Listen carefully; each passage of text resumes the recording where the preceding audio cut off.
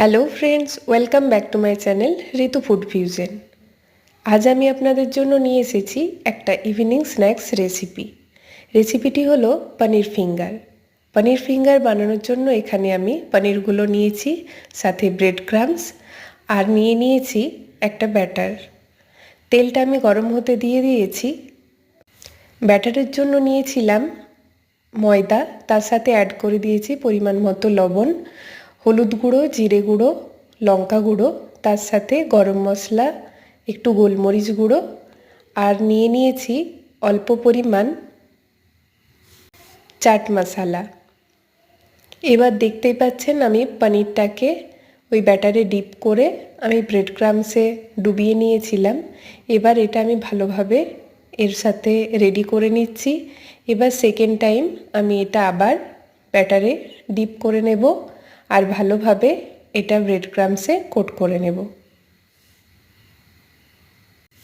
Coat হয়ে গেলে এটা আমি রেডি করে রেখে দিয়ে এটা তেলে ছেড়ে দেব।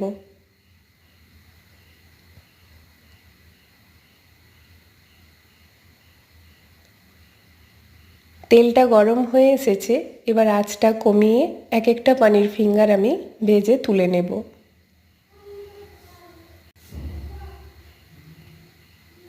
এবার আমি খুন্তির সাহায্যে এটাকে এপিট ওপিট ভালো করে লাল লাল করে ভেজে নেব। আঁচটা মিডিয়াম ফ্লেমেই রাখবেন, তাহলে এটা ভালোভাবে ফ্রাই হবে। ভাজা হয়ে গেছে, এবার এটা আমি একটা প্লেটে তুলে রাখব। এবার আমি বাকি যে পনির ফিঙ্গারগুলো আছে সেটাও ভেজে তুলে নেব। দেখতেই পাচ্ছেন রেডি হয়ে গেছে পনির ফিঙ্গার। এবার আমি এটা চায়ের সাথে সার্ভ করে দেব। আপনারা চাইলে এটা মেয়োনিজ বা সসের সাথেও সার্ভ করতে পারেন।